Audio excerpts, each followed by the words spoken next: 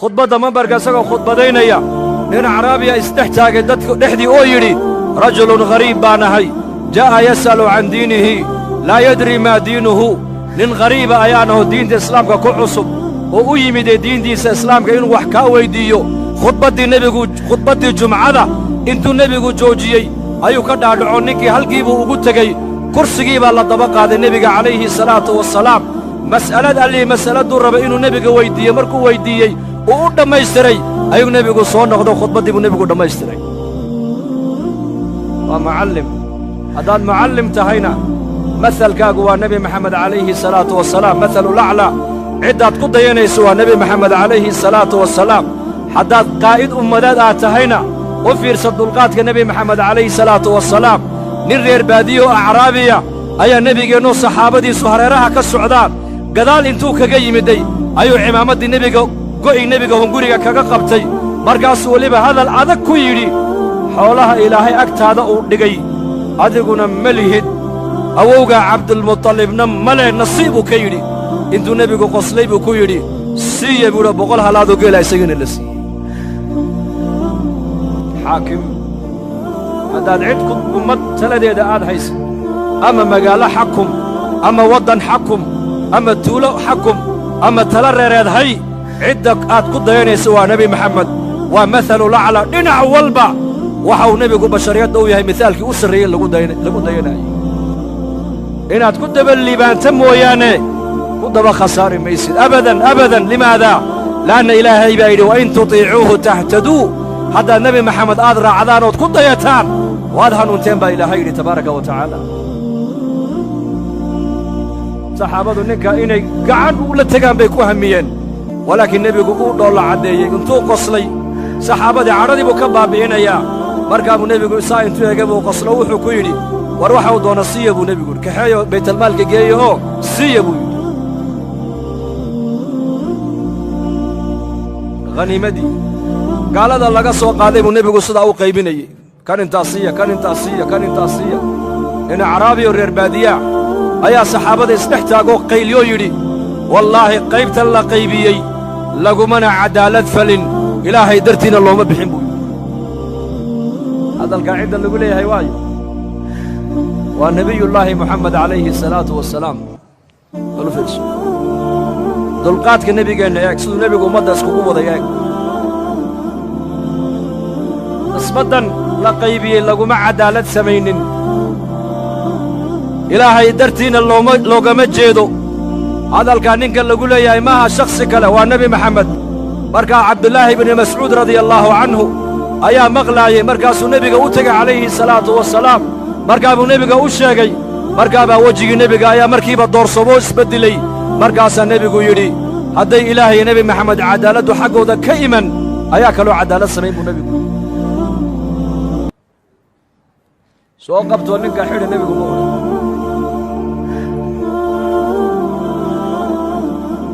isbarbar dhig madaxda zamankan ummadda taladeeda haysa waddankay doonay ha joogaan iyo qaa'idulacdam qaa'idkii weynaaya ummadda hoggaankayga ilaahay noogu dhiibay halkay kala joogaan bal isku eg saasuu eegay nebigu sal alla alay slam markaasuu yidhi ilaahayo nebi maxamed hadday iyaka caddaaladdu xaggooda ka iman ayaa kaloo caddaalad samayn kara buu rasuulku yidhi markaa buu nebigu yidhi walaalkay muuse calayhi salaam intaa in ka badanba waa la dhibo uu sabray buu rasuulku le'anna qur'aankaa nebiga qabanaayey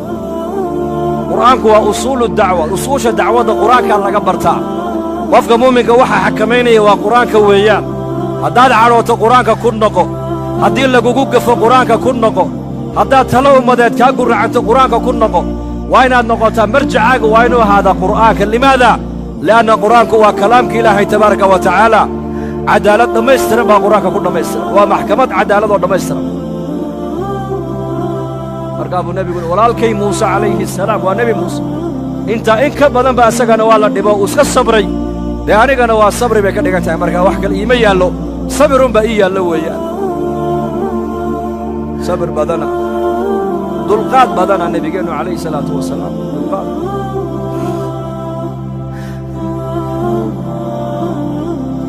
mas'uul isagoo ummad taladeeda haya ka daciifka ka qawiga ka ilaahay adeecaya ka cibaadadiisu naaqis ka tahay ka xaqa ilaahay ilaalinaya ka xaqa bini'aadanka weli aan dhammaystirin ka akhlaaqda wanaagsanne ka akhlaaqdiisu ay liidato ka diinta ku fiican ka diinta weli ku dhaqankayga ku fiicnayn intaba nebigeennu calayhi salaatu wasalaam ummaddiisa uu isku waday nebi rasuula waa la ikhtibaaray toddobadii hablooduu lahaa mar keliya laga wada dilay oo nafta laga wada qabtay uu iska sabray toddobadii wiiluu lahaana mar keliya israaceen uu iska sabray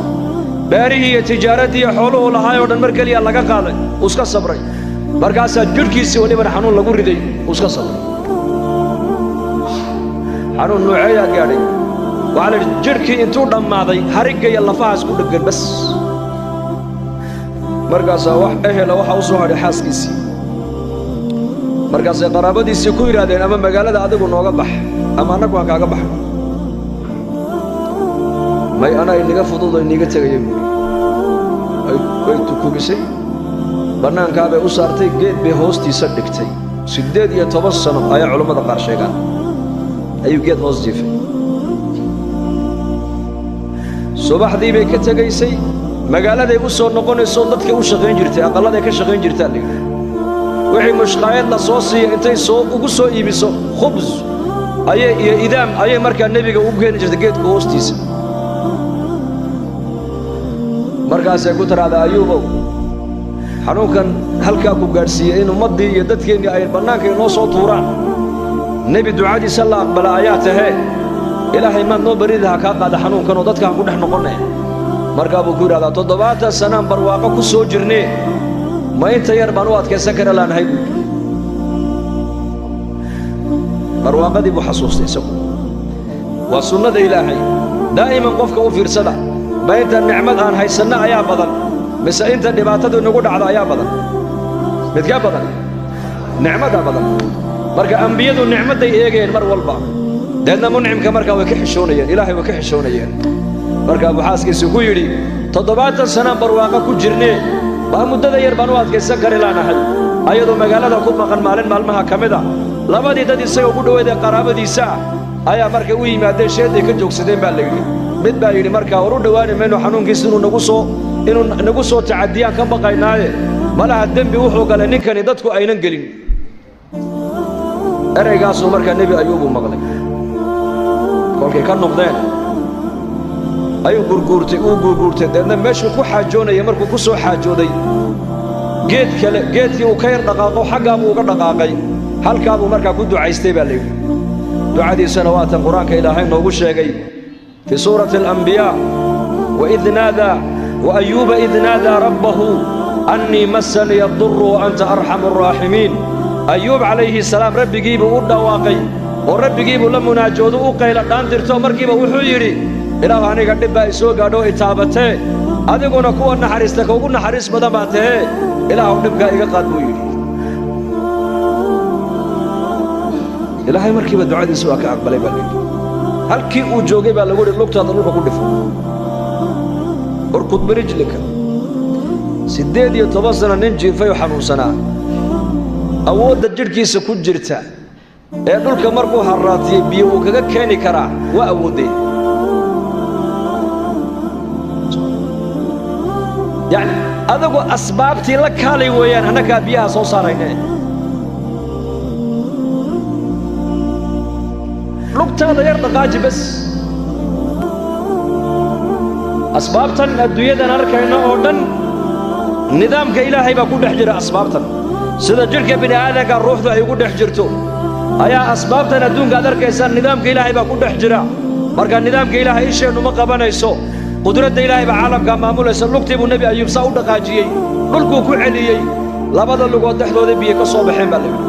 laba iloodoo biyaa ilna waxaa la yidhi ku maydho ilna waxaa lagu yidhi acab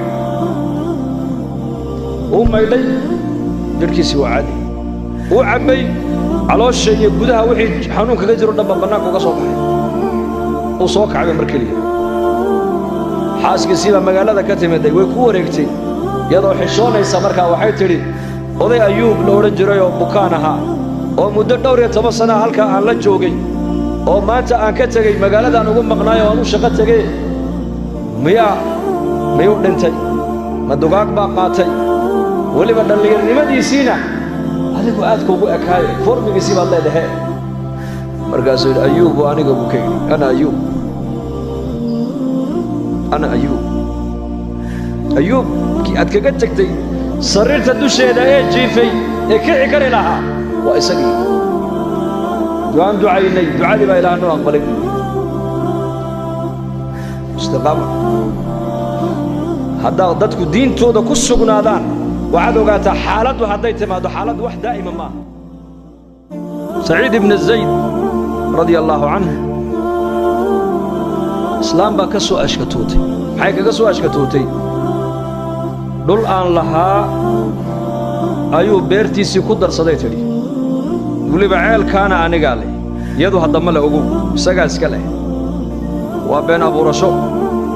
cuثmaan binu cafaan amiirka mu'miniinta u yeedhay saciid waa 10kii jannada loo bishaareeyey nin ka mid ah saciid ibn zayd abalacwar markaasuu waa laga soo dacwooday saciidow iyaga soo dacwooday islaantaa baa kaa soo dacwootay duqda oo maxay ka soo dacwootay dhul iyadu ay leedahay baad qaadatay bay ayaa la leeyahay oo macal ceelka iyadaa leh yaa amiira almu'miniin anu waxaan ka maqlay nebi maxamed calayhi salaatu wasalaam oo leh dhul uu lahayn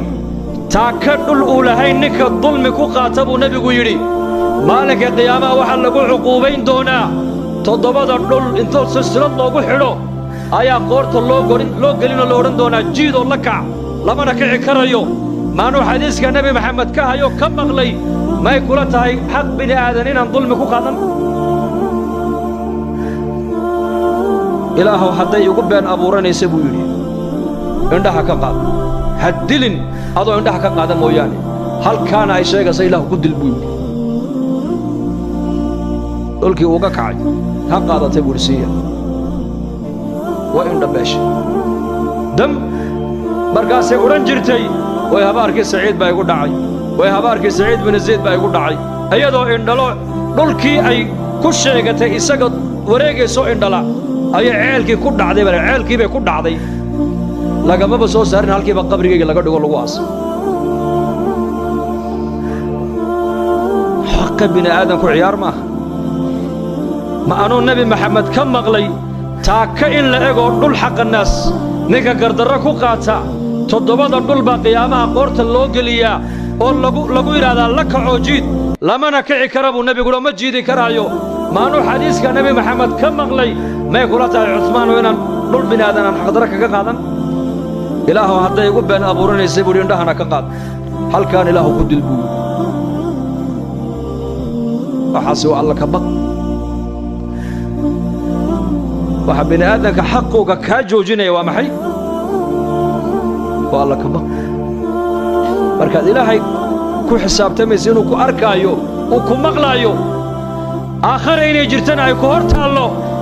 xaq bini aadan inaad u badheedhaa ku dhiiran maysid laakiin goormuu qofka bini aadanku ilaahayna uu dulmi ka galaa bini aadankana uu dulmi ka galaa waa markuu ilaahay iloobo aakhiradana uu khadka ka saaro inba culammadu ka sheekeeyaan xajku u soo qasday markuu ixraamkii markuu xidhay ee uu soo dhaqaaquu xujiijkii dadkii xujaydii uu soo raacay ayaa waxaa la bilaabay markaa talbiyaddii baa la bilaabay labbayk allaahumma labbayk labbayka laa shariika laka labbayk markaasaa korkiisa laga leeyahay laa labbayka walaa sacdayka xajkaaga iyo safarkaaga aad u soo dhaqaaqday ilaahay kaama aqbalayo lagamana aqbalin dushiisaa laga dhawaaqayaa markaa mid ka dambeeya la maqashiiyey kii baa joojiyo ku yidhi iska hadh maxaanu hadhaa buuli ma maqlaysid jawaabta maxaad maqashay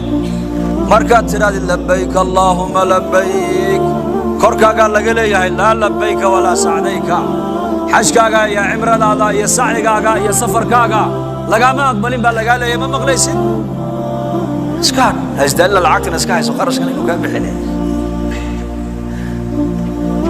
markaasuu yidhi maad maqashay haa haddaba anu maanta oo keliya ma maqal buu yidhi 7 sano oon hore u xajiyey jawaabtaa waan maqlayaa buu yidhi laakiin ma hadhayo buu yidhi waayo halkaa haddaan ka tago haddaan ilaahay ka hoos dhaqaaqo oon isaga mar walba aan weydiisani waayo inuu toobadda iga aqbalo halkee kaloo tagaa bal ii sheeg buu yidhi ma haysaa meel kale ma jira haddaan albaabkiisa garaaci waayo albaabkee kaloon garaaca bal ii sheeg markaas wallaahi ma jiro bas iska kaydaa buu ka yidhi anu kaa un baan halkaa un baan joogaay ma dhaqaaqaye u bilaabay xajkii baa la gaadhay dawaafkii buu sameeyey dawaaf alquduum labayk allaahuma labayk yarkiina uu daba socdaa uu dhegaysanaya waxuu ka maqlay korkiisoo laga leeyahay labayka wa sacdayk waan ku aqbalay dawaqaaga waan ajiibay xajkaaga waan aqbalay 27kii xajee hore aad u xajidoo dhanna waa lagaa aqbalay dembigaagina waa lagaa dhaafay xaquusan قل يا عبادي الذين أسرفوا على أنفسهم لا تقنطوا من رحمة الله إن الله يغفر الذنوب جميعا إنه هو الغفور الرحيم حقوسا رحمة يسوع الله سيد أبي بكر الصديق رضي الله عنه خلافة الإسلام كمركي لو ديبي ومركو النبي قد جوده كإنتقال صلى الله عليه وسلم وحوها بقاش لوها بركة يبدا عبد السوق كو يبي جيران لي الابتي يسيبو قاتو دبتو صارتي عمر بارك نيكو سي سودا قال يا ابا بكر الى اين وحول دوا شقه تغيا oo taladii ummadoo dhan ba adiga madaxa laga saaray madhaleeli oo reerkayga ayaa ii bilin soo anu ka masuul maayo ilaahay weydiin maayo muslimiinta oo dhan baa looga dhigay masuul madax khaliifata rasuulillah weeyaan mas-uuliyadda uu qabtayna lacag baad ku qaadan meesha ma soo dhigin isagu innaka maanta ka warrama ninka markuu mas-uul laga dhigay dowladda ama xildhibaan loo dooranayo muxuu socdaa bay kula tahay ar muxuu socdaa waa lacag fiican heshid meelahana si fiican ha u jajabsatid waa xildhibaankii baa la odhanaya oo loo bannayn meel walba iyaku sidaa ma ahayn mas-uuliyadda umay arkayn meesha ciyaalkooga ay ka biilinayaan mas-uuliyadda waxay u arkayeen waa xilligii ummadda nebiga loo khidmaynayey waa adeeg ummadeed ummadday u adeegayaan ilaahay ikhlaaska innakan hayna siiyo abubakar wuu yaabay war ciyaalkayga reerkaygana ma haleelaysid oo masaariiftoodii anaa ka mas-uule anna kaa shuuraynaynay adu noqo horta halkaa fadhiiso ma haleelaysid haddii toole waa la shuureeyey waxaa loo shuureeyey maadaamuu 4 reer uu lahaa in baytalmaalka laga siiya masaariif reerkiisa ku filan neef jeexi inuu u kala qaybiya maalin walba reerkiisa hilibkaas iyo raashin ku filan 2 sano ee uu talada ummadda hayay iyo dhowrkii bilood tiisii markay timiday godka lagu riday abibakr sidiiq allaha raalli ka noqdee inankiisii cabdiraxmaan ibni abibakar oo lacag sida ayaa baytalmaalkii yimiday cabdiraxmaan bin cawf oo ahaa maaliyadda ninkii hayay ayuu yidhi lacagtan baytalmaalka ku celi markaasuu yidhi adeer lacagta xaggeed ku waddaa jooji wuxuu yidhi aabba allaha u naxariistay ayaa igula dardaarmoo yidhi hadday taydii noqoto maanta wax adduunyaa maanta anigu dhul baan ku lahay magaalada madiina dhulkaa iibiya lacagta ka soo baxda dhulka 2 sano iyo dhowrkii bilood ee talada ummadda aan hayay baytalmaalka lacag intaa la-eg baan ka qaadanoo masaariiftii weeyaane igaga celiya buu yidhi intay nii soo hadhan innigu dhaxal u qaybtama buu yidhi cabdiraxmaan bin cawf uu yaabay war maxaad leedahay aabbaa ku dardaarmay sidaas in lacagtaa lagu celiya halkee baytalmaalka oo siduu u qaatay waa masaariiftii inninku aad u qorteen uu reerka siinaya 2 sannadood ayuu aabbahay qoranayay dhulkii uu lahaa markaan iibinnayna waxau nagula dardaarmay lacagta in halkaygii lagaga celiyo baytalmaalka lagu celiyo عمر بن الخطاب بالله كان عمر وهويي أبي بكر الصديق وبيقول أبو بكر وقبري أبو بكر بدل تقع عمر وعود مدحضة أذيك الدبضة إيمان عيسى والله واد دالسوك وقاري من بوكير وادنا دالسين بوكير سدان أولينا يا أبو بكر وقلت إذا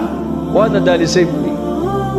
لبدي السنة دور كي بلادو ثلاثة أمته هيي وأنك يدي عليه بيت المال كإنتاس حكام الزمن كأنك ورما